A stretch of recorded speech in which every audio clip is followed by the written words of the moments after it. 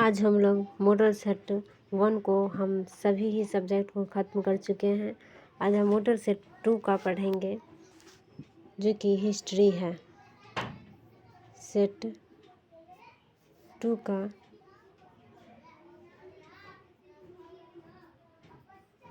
History है। हम अगला क्वेश्चन इतिहास का पढ़ेंगे जो कि पहला क्वेश्चन है कि निम्नलिखित थोड़ा बड़ा कर देते हैं, देखने में दिक्कत नहीं होगा आप लोगों को, इसलिए थोड़ा सा हम बड़ा कर देते हैं कि निम्नलिखित में से कौन सा सही कालानुक्रम में व्यवस्थित करें। मतलब काल का पूछ रहा कालानुक्रम मतलब किस ईस्वी के बाद किसका मतलब ईस्वी के बाद कौन सा ईस्वी आता है और क्रम वाइज सही है, यह पूछ रहा। क्रमी के अनुसार व्यवस्थित करते वही पूछ रहा है यहाँ पे। तो यहाँ पर कि भारत में साइमन कमीशन का आगमन कब हुआ। भारत में जो है साइमन कमीशन का आगमन कब हुआ है। इसके बाद है कि लॉर्ड इरविन ने भारत को डोमिनियन स्टेटस की घोषणा की है। लॉर्ड इरविन ने भारत को डोमिनियन स्टेटस की घोषणा की है और गांधी जी ने 11 सूत्री मांगों को बताते हुए पत्र भेजा पत्र भेजा है।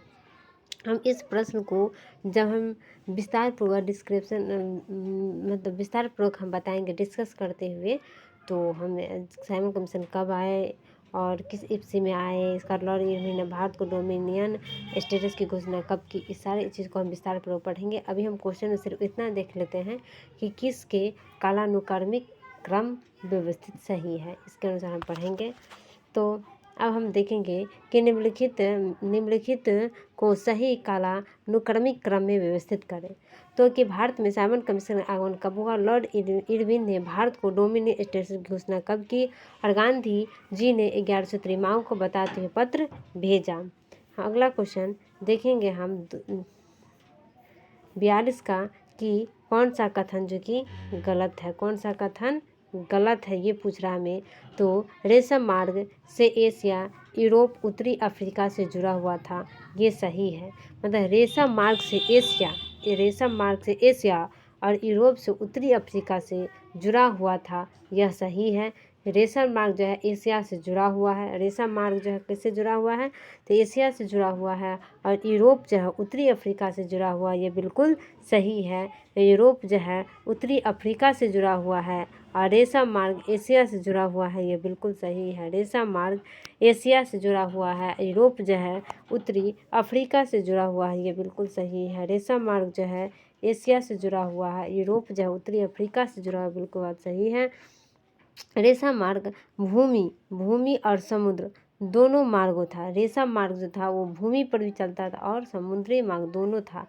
रेशम मार्ग जो था भूमि और समुद्र दोनों मार्ग था। रेशम मार्ग जो था वह भूमि और समुद्र दोनों मार्ग था। रेशम मार्ग से एशिया जुड़ा हुआ है, रेशम मार्ग से एशिया जुड़ा हुआ है, यूरोप से उत्तरी अफ्रीका जुड़ा हुआ है। रेशम मार्ग से एशिया जुड़ा हुआ है और यूरोप से उत्तरी अफ्रीका जुड़ा हुआ है। रेशम मार्ग से एशिया जुड़ा हुआ है और यूरोप से उत्तरी अफ्रीका जुड़ा हुआ है। रेशम मार्ग भूमि और समुद्र दोनों मार्ग था। रेशम मार्ग जो है भूमि और समुद्र दोनों मार्ग था। रेशम मार्ग भूमि और समुद्र दोनों मार्ग था। बौद्ध धर्म ने रेशम मार्ग की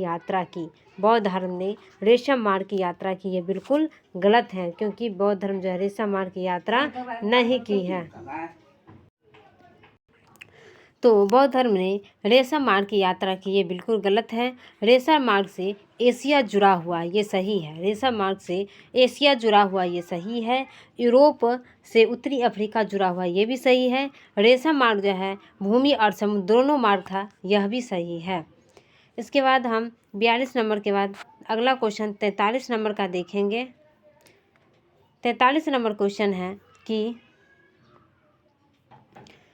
43 नंबर क्वेश्चन है कि निम्नलिखित में से किसने 1857 की विद्रोह के कारणों का विश्लेषण करते हुए अंग्रेजों तथा मुसलमानों के बीच मेल मिलाप का वकालत की है। तो सैयद अहमद खान ने किया। किसने किया है, सैयद अहमद खान ने किया है।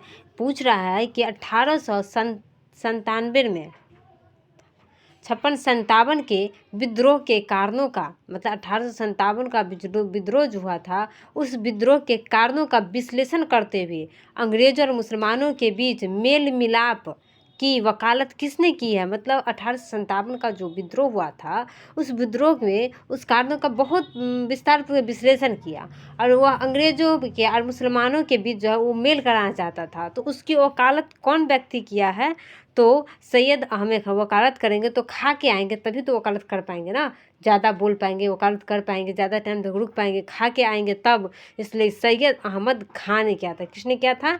सैयद अहमद खान ने किया था। किसने किया था? तो सैयद अहमद खान ने किया था। पूछ रहा है क्वेश्चन कि 1857 के विद्रोह के कारणों के 1857 के विद्रोह के कारणों का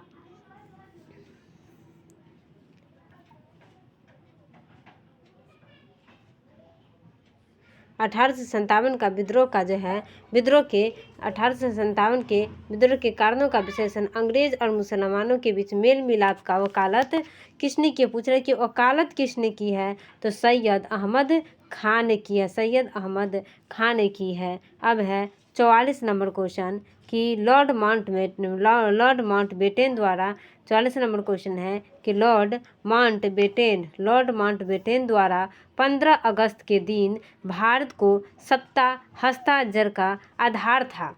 सत्ता हस्ताक्षर का क्या आधार था? क्या आधार था?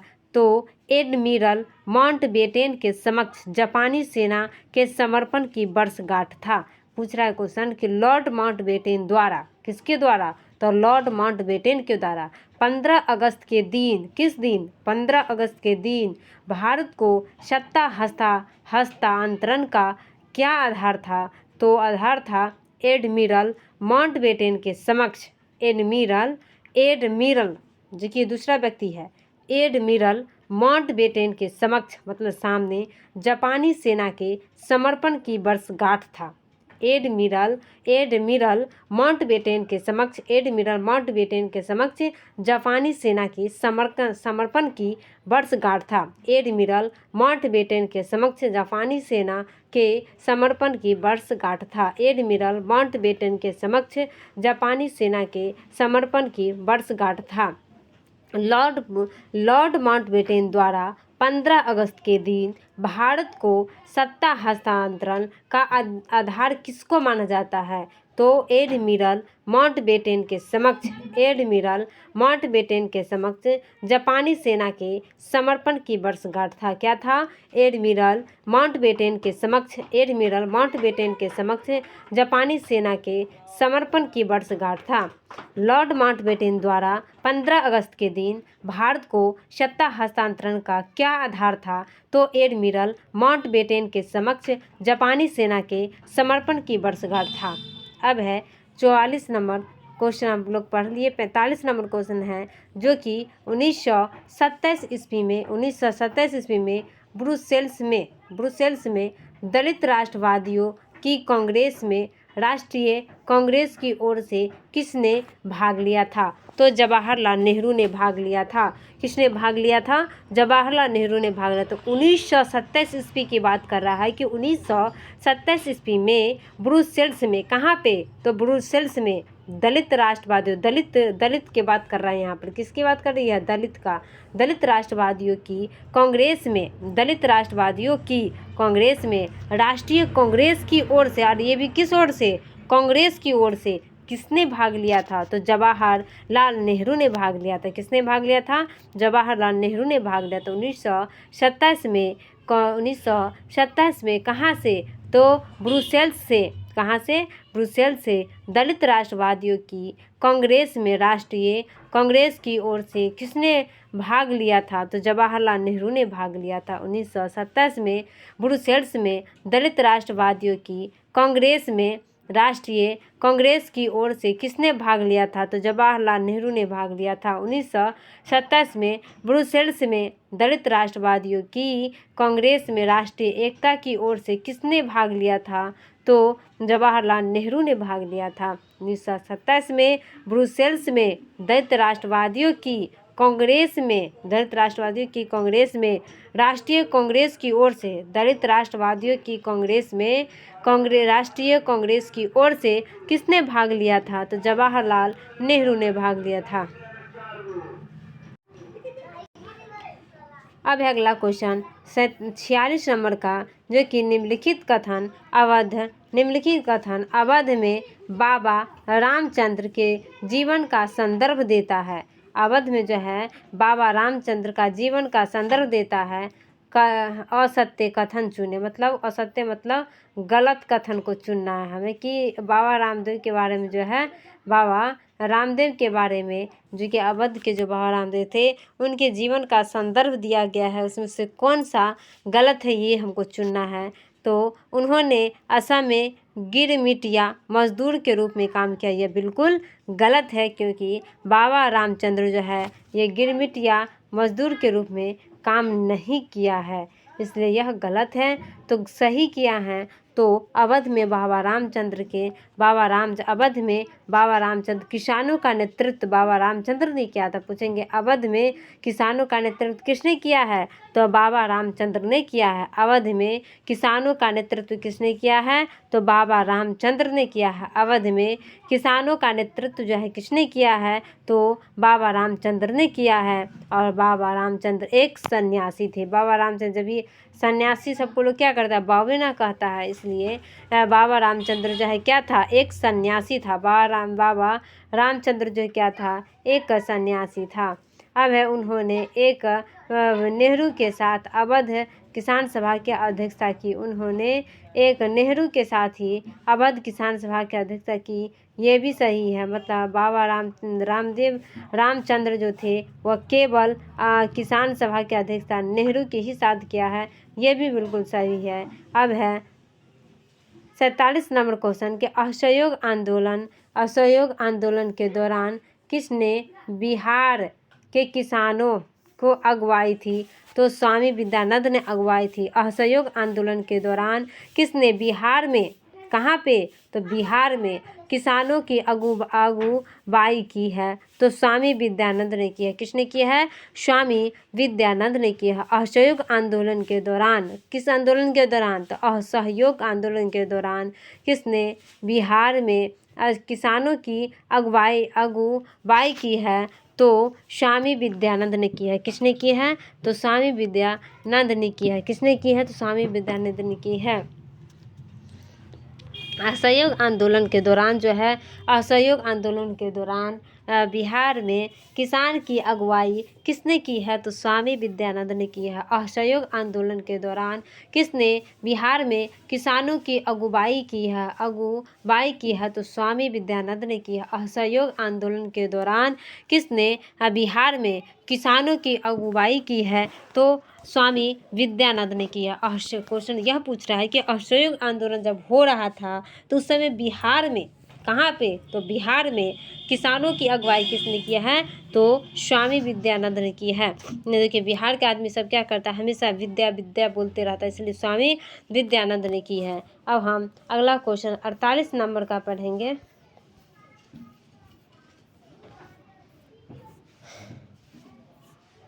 जो कि स्वराज दल की स्थापना बिहार में किसने की थी? तो श्री कृष्ण ने की थी। बिहार की बात पूछे, कृष्ण ने की थी। स्वराज दल की स्थापना कहाँ पे? तो बिहार में किसने की है? तो श्री कृष्ण ने की है। देखो कृष्ण भगवान का जन्म कहाँ हुआ? बिहार में न हुआ है, इसलिए कहाँ पर किसने किया? तो जो कि कृष्ण सिंह ने किया। किसने किया है? कृष्ण सिंह ने किया है। स्वराज दल की स्थापना बिहार में किसने की है? तो श्री कृष्ण सिंह ने की है। स्वराज दल की जो स्थापना है वो बिहार की बात कर रहे हैं, बिहार में किसने की है? तो श्री कृष्ण सिंह ने की है। स्वराज दल की स्थापना बिहार में किसने की है? तो श्री कृष्ण सिंह ने की है। स्वराज दल की स्थापना बिहार में किसने की है? तो श्री कृष्ण सिंह ने की है। स्वराज दल की जो स्थापना है वह बिहार में किसने की है? तो श्री कृष्ण सिंह ने की है। अब है अगला क्वेश्चन कि हड़प्पा की सभ्यता के बारे में, हड़प्पा सभ्यता के बारे में कौन सी उक्ति सही है? हड़प्पा सभ्यता के बारे में जो है, हड़प्पा सभ्यता के बारे में कौन सी उक्ति जो है सही है? तो हड़प्पा सभ्यता उन्होंने पशुपति का सम्मान करना आरंभ किया था, यह सही है। हड़प्पा सभ्यता के बारे में कौन सी युक्ति सही है? तो उन्होंने मतलब हड़प्पा के जो वासी थे उन्होंने पशुपति के सम्मान करना आरंभ किया, तो ये तो बिल्कुल सही है। उन्होंने अश्वमेध यज्ञ की जानकारी थी, तो जानकारी नहीं थी। हड़प्पा सभ्यता के जो लोग थे उन्हें अश्वमेध की जानकारी नहीं थी। हड़प्पा सभ्यता के जो कि लोग जो थे वो सबको क्या थे, जो कि अश्वमेध की जानकारी नहीं थी। गाय उनके लिए पवित्र थी, ये भी जो कि गलत है। जो कि हड़प्पा सभ्यता का कौन सी युक्ति सही है? तो जो कि गाय उनके लिए पवित्र थी, ये भी गलत है। और जो कि उनकी संस्कृति सामान्यतः स्थिर नहीं थी, उनकी संस्कृति जो है सामान्यतः स्थिर नहीं थी। अब है अगला क्वेश्चन कि 50 नंबर का अगला क्वेश्चन है, जो कि अगला 50 नंबर का है कि त्रिपिटक जो है त्रिपिटक धार्मिक ग्रंथ है, जो कि बौद्धों का धार्मिक ग्रंथ। त्रिपिटक क्या है? तो धार्मिक ग्रंथ है। देखिए वो हमारा पीटे छे तो पीठ देंगे तोरा धर्म के रास्ता नहीं तो दिलक। कौन सा त्रिपिटक जो है एक।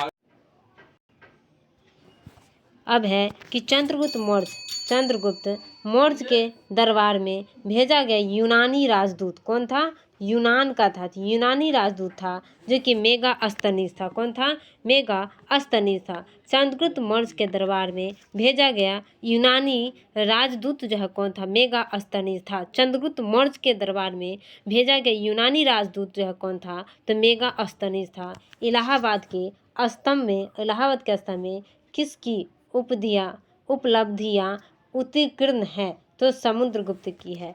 इलाहाबाद के स्तंभ में जो है किसकी उपलब्धियां उत्कीर्ण है? तो समुद्रगुप्त की है। अब है अगला क्वेश्चन कि चालुक्य राजा कौन है? तो पुलकेशिन द्वितीय है। चालुक्य के राजा है, मतलब पुलकेशिन द्वितीय जो है वह कहाँ के राजा हैं? तो चालुक्य के राजा है। चालुक्य राजा है जो पुलकेशिन द्वितीय हैं। पुलकेशिन द्वितीय को किसने पराजित किया था? पुलकेशिन द्वितीय को ही पराजित किया था। किसने? नरसिंह वर्मन प्रथम ने किया था। किसने किया था?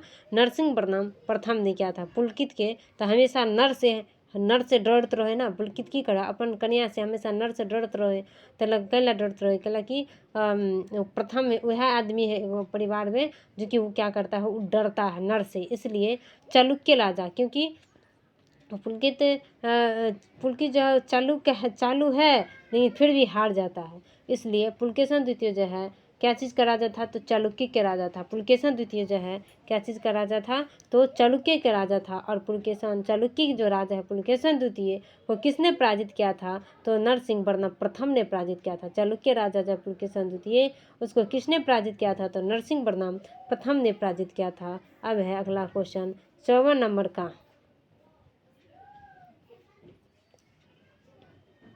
54 नंबर का अगला क्वेश्चन है कि निम्नलिखित घटनाओं को कालानुक्रम व्यवस्थित कीजिए कि मोहम्मद पैगंबर का जन्म, भारत में गुप्त राजवंश का उदय, रोमन कोलिसियम का पूरा होना और पीटर महान रूस का जार बना। हम इस क्वेश्चन को विस्तार पूर्वक जब हम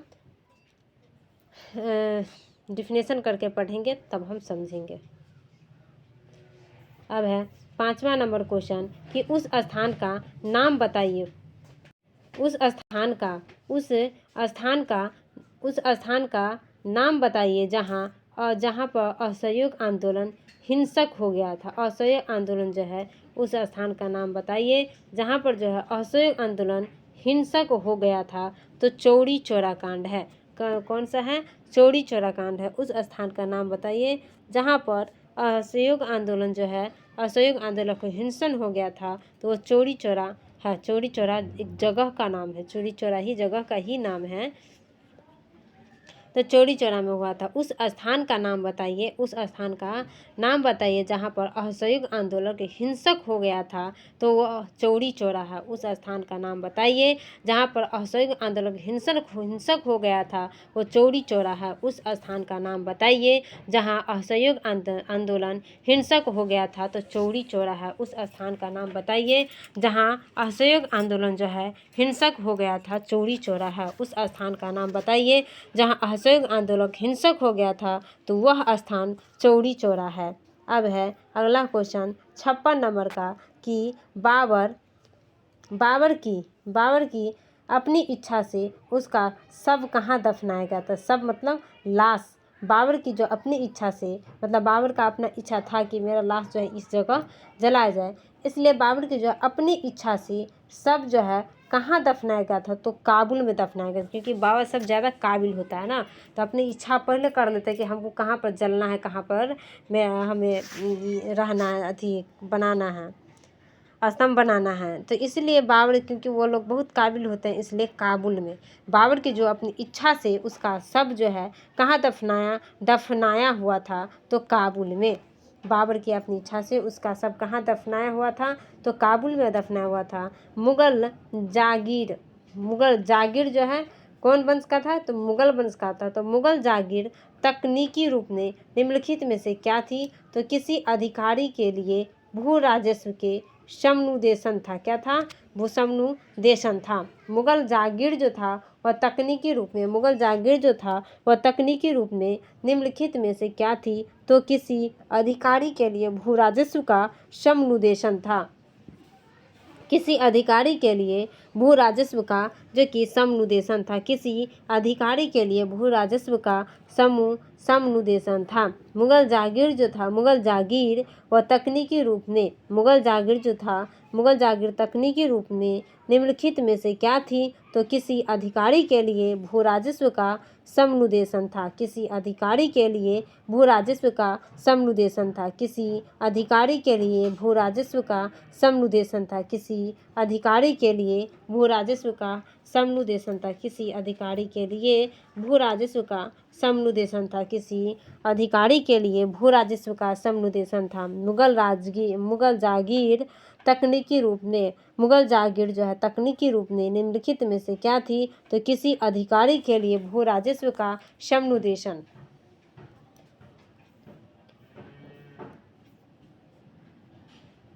अब है 58 नंबर क्वेश्चन कि मराठा राज का दूसरा प्रवर्तक किसे कहा जाता था, तो बालाजी विश्वनाथ को कहा जाता था। बालाजी विश्वनाथ को कहा जाता। मराठा राज का जो है दूसरा प्रवर्तक, यह कौन सा प्रवर्तक, तो दूसरा प्रवर्तक किसे कहा जाता था, तो मराठा राज का जो है दूसरा प्रवर्तक किसे कहा जाता था,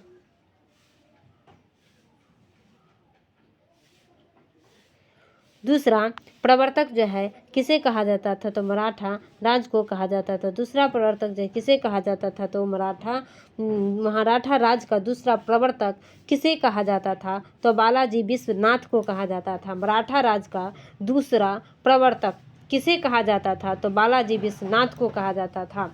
अब याद हो गया होगा कि मराठा राज का जो दूसरा दूसरा प्रवर्तक किसे कहा जाता था, तो बालाजी विश्वनाथ को कहा जाता था। बालाजी विश्वनाथ को कहा जाता था। अब है सिंध को अंग्रेजों ने कब अधिकृत किया था, सिंध को जो है अंग्रेजों ने कब अपने अधिकार में कर लिया था, अधिकृत किया था, तो 1843 ईस्वी में क्या था। कब क्या था, 1843 ईस्वी में क्या था। सिंध को अंग्रेजों ने कब अधिकृत किया था, तो 1843 ईस्वी में क्या था। सिंध को जो है अंग्रेजों ने कब अधिकृत किया था, तो 1843 ईस्वी में क्या था। सिंध को अंग्रेजों ने कब अधिकृत किया था, तो 1843 ईस्वी में क्या था। सिंध को अंग्रेजों ने कब अधिकृत किया था, तो 1843 ईस्वी में क्या था। अब है 60 नंबर क्वेश्चन की भारतीय फिल्म जगत में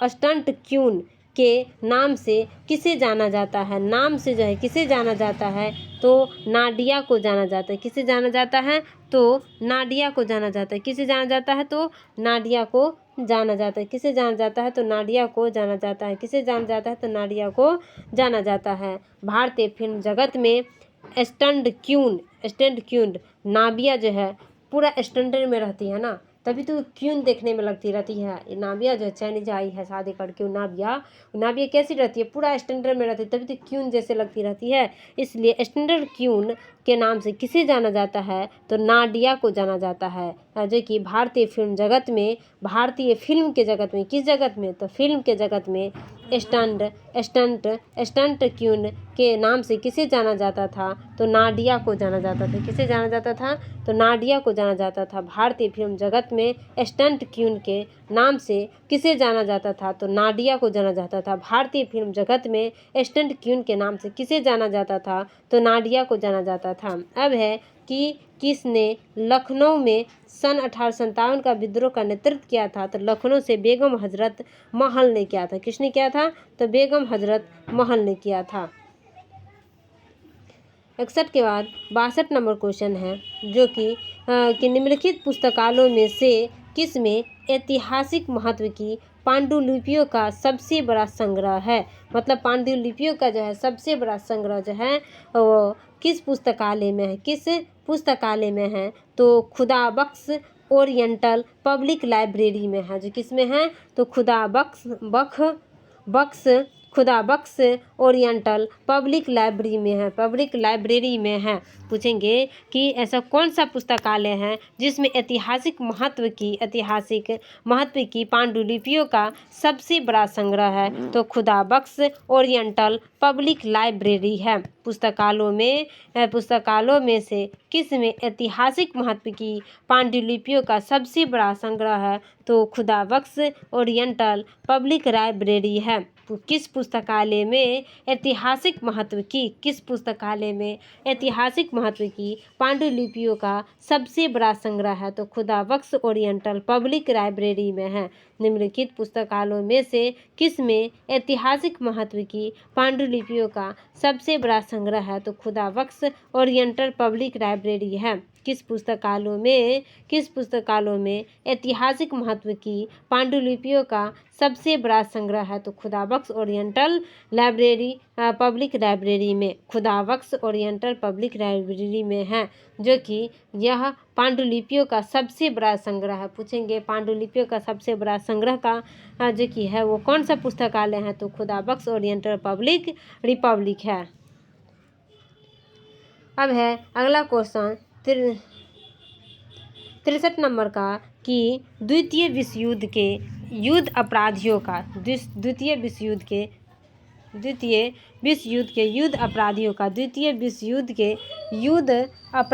का विचारण निम्नलिखित में से किस स्थान पर किया गया था? मतलब द्वितीय विश्व युद्ध जो हुआ था, द्वितीय विश्व युद्ध के युद्ध अपराधियों का, मतलब द्वितीय विश्व युद्ध जो अपराधी सब था उसका विचारण जो है किस स्थान पर किया गया? यहाँ क्वेश्चन आप आसानी से देख लीजिए कि द्वितीय विश्व युद्ध के युद्ध अपराधियों का विचारण जो है किस स्थान पर किया गया था। यहाँ स्थान का नाम पूछा है कि द्वितीय विश्व युद्ध जो हुआ था उस युद्ध अपराधियों का विचारण जो हुआ था वह किस स्थान पर हुआ था? तो न्यूरेम वर्ग में हुआ था। किस स्थान पर हुआ था? तो न्यूरेम वर्ग में हुआ था। किस स्थान पर हुआ था? तो न्यूरेम वर्ग में हुआ था। अब है 64 नंबर क्वेश्चन कि भारत का पहला रक्षा मंत्री कौन थे? तो बलदेव सिंह थे। भारत का जो पहला रक्षा मंत्री थे वो कौन थे? तो बलदेव सिंह थे। भारत का जो पहला रक्षा मंत्री, तो रक्षा कौन करेगा? जिसके पास बल रहेगा। इसलिए भारत का पहला रक्षा मंत्री पहला बार जो है जाएगा कौन? तो जिसके पास बल रहे वही कहते कि हाँ पहला बार जा रहे हैं, हमारे पास बहुत बल है। इसलिए भारत का पहला रक्षा मंत्री कौन थे? तो बलदेव थे। भारत का जो है पहला रक्षा मंत्री कौन थे? तो बलदेव थे। भारत का जो है पहला रक्षा मंत्री कौन थे? तो बलदेव थे। भारत का जो है पहला रक्षा मंत्री जो है कौन थे? तो बलदेव थे। अब है अगला क्वेश्चन 65 नंबर का कि डी दिवस कौन सा दिवस है? डी दिवस वह दिन है जब मित्र सेनाएं नारमंडी में उतरी थी।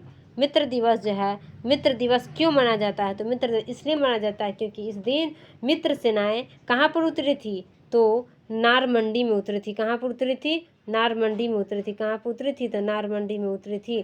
और डी दिवस जो है कहाँ पर उतरी थी? तो नारमंडी में उतरी थी।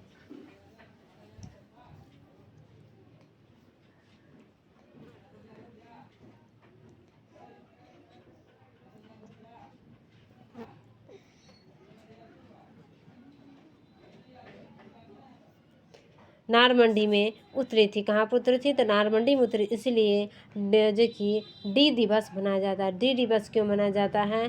तो मित्र सेनाएं नारमंडी में उतरी थी, इसलिए डी दिवस मनाया जाता है। अब है अगला क्वेश्चन 66 नंबर का कि सितार और वीणा पर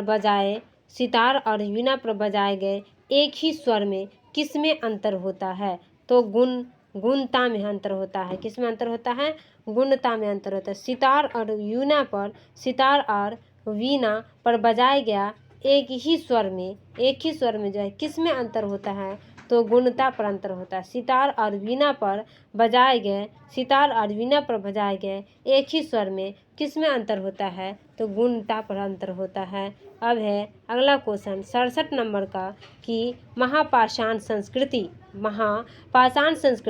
500 ईसा पूर्व से 100 ईस्वी हमें दक्षिण भारत के उस ऐतिहासिक युग की परिचित कराती है जब महापाषाण काल में उपयोग में लाए जाते थे। तो बड़े महापाषाण काल में, किस पाषाण काल में? तो महापाषाण काल में जो उपयोग में लाए जाते थे, बड़े पत्थरों से घेरी गई समाधियाँ, जिसे कब्रें कहा जाता है। अब अगला क्वेश्चन 68 नंबर का कि अशोक के अधीन मौर्य राजतंत्र का सबसे सही वर्णन कौन सा होगा? तो प्रबुद्ध स्वेच्छाचारी शासन था। कौन था? प्रबुद्ध। अशोक के अधीन मौर्य राजतंत्र का सबसे सही वर्णन निम्नलिखित में से कौन सा होगा? तो प्रबुद्ध स्वेच्छाचारी शासन थे। मतलब अशोक जो था वह स्वेच्छाचारी शासन बने थे, इसलिए स्वेच्छाचारी शासन थे। केंद्रीयकृत एकाधिपत्य थे। प्राचत्य स्वेच्छाचारी शासन थे। तो प्राचत्य नहीं थे बल्कि प्रबुद्ध थे। प्राचत्य नहीं थे बल्कि प्रबुद्ध थे।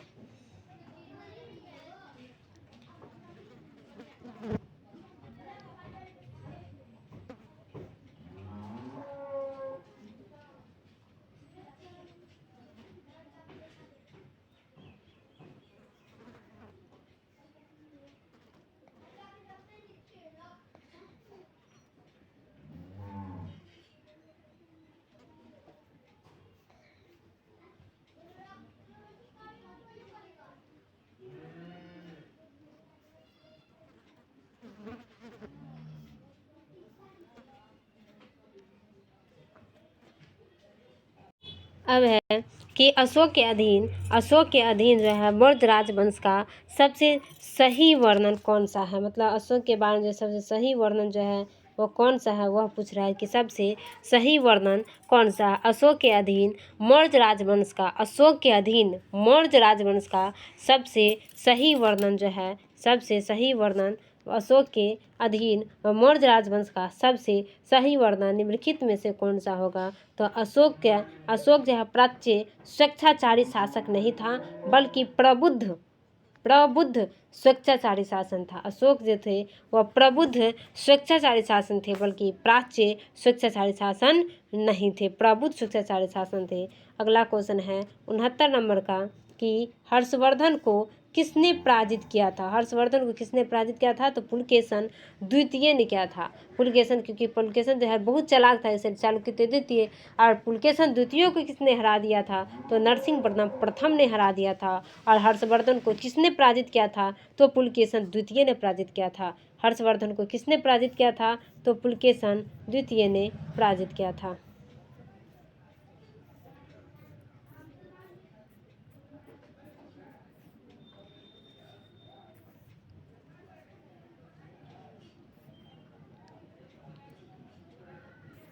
अगला क्वेश्चन है 70 नंबर का कि निम्नयुक्त वास्तुशिल्प के चमत्कारों में से किसका निर्माण ईसा की 12वीं शताब्दी में नहीं हुआ है, ईसा के 12वीं शताब्दी में नहीं हुआ है। तो कोणार्क का सूर्य मंदिर का किसका नहीं हुआ है? तो कोणार्क का सूर्य मंदिर का नहीं हुआ है। अंकोर वाट मंदिर, खजुराहो का मंदिर या नोत्र डेम द पेरिस का मंदिर, तो जो कि कोणार्क का सूर्यदेव मंदिर का नहीं हुआ है।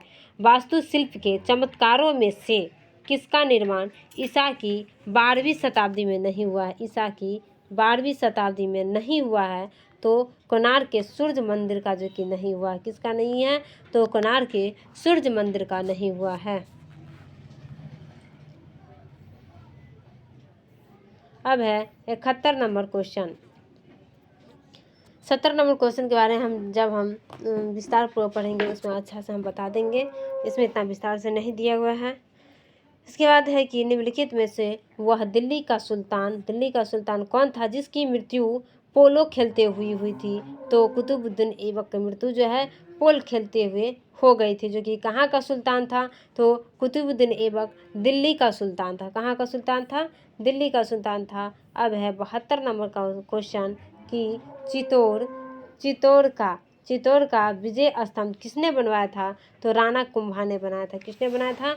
राणा कुंभा ने बनाया था। चित्तौड़ का विजय हमेशा क्या करता है? हमेशा चित्र उत्र बनाते रहता है ना, तो उसमें भी किसका? तो कुम्हार का हमेशा चित्र बनाते रहता है विजय, इसलिए विजय स्तंभ किसने बनवाया था? तो राणा कुंभा ने बनाया था। विजय स्तंभ किसने बनवाया था? तो राणा कुंभा ने बनाया था। कहाँ पर बनाया था? तो चित्तौड़ में बनाया था।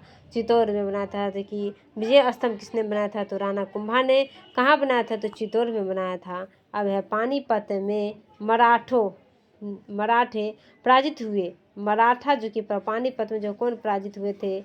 तो मराठा पराजित हुए थे। पानीपत में जो कि कौन पराजित हुए थे? तो मराठा पराजित हुए थे। मराठे शक्ति में अफगानों के बराबर नहीं थे। मराठे शक्ति जो है अफगानों के बराबर नहीं थे, जो कि मराठे वीरता से नहीं लड़े।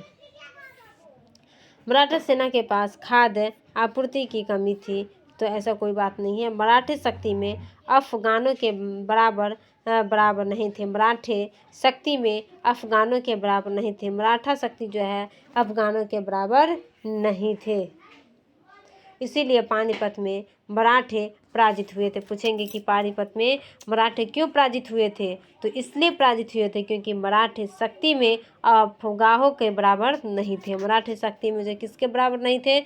तो अफगाहों के बराबर नहीं थे। अब है 74 नंबर क्वेश्चन कि किस गवर्नर जनरल के काल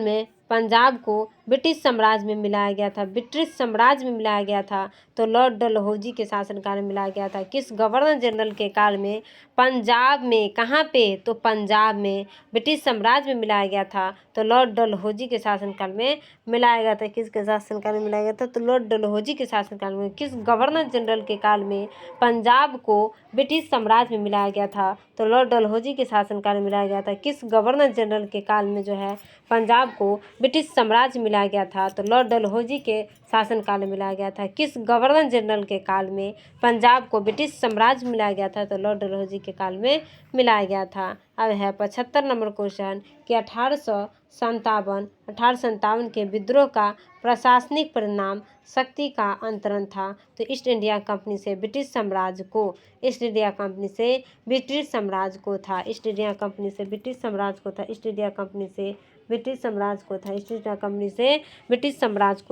1857 का विद्रोह का प्रशासनिक परिणाम शक्ति का अंतरण था, जो कि ईस्ट इंडिया कंपनी से ब्रिटिश साम्राज्य को था। जो कि 1857 के विद्रोह का प्रशासनिक परिणाम शक्ति का अंतरण था कि ईस्ट इंडिया कंपनी से ब्रिटिश सम्राट का था।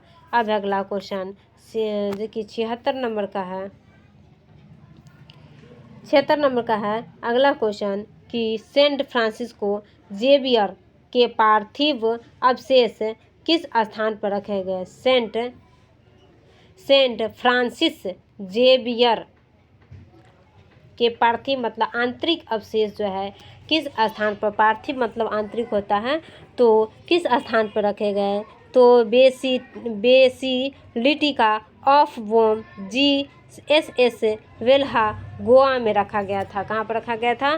गोवा में रखा गया था। सेंट फ्रांसिस जेवियर के पार्थिव अवशेष को किस स्थान पर रखा गया था? तो गोवा में रखा गया था। सेंट फ्रांसिस जेवियर के पार्थिव अवशेष को किस स्थान पर रखा गया था? तो बेसिका ऑफ बॉम जीसस विल्हा गोवा में रखा गया था। अब है 77 नंबर क्वेश्चन।